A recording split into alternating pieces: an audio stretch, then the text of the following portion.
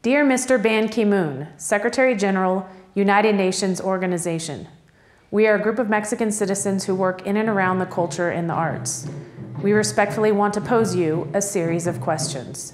How many deaths is the standard for the UN to declare that a state crime has been committed?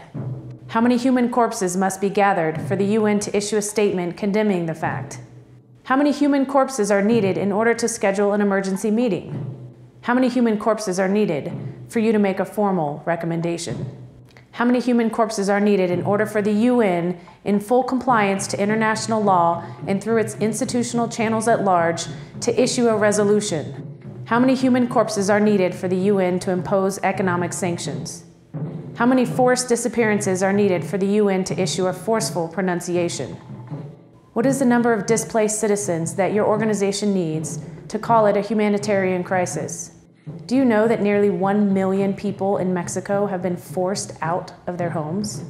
Do you know that almost 180,000 people have been killed in Mexico, our country, and still there is not a single institutional intervention from the UN? Do you know that entire villages have been slashed? Do you know that there are approximately 35,000 forced disappearances? Are the UN parameters so narrow that the Mexican case does not fit the qualification of genocide? And yet you have not intervened.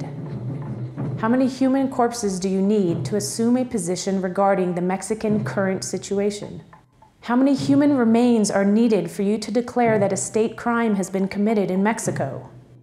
To make our voices heard by Mr. Ban Ki-moon, UN Secretary General, we are reaching out to the student community, the intellectuals, the people who work for and around culture and the arts, and the citizens of the world to sign this letter and demand the intervention of the United Nations.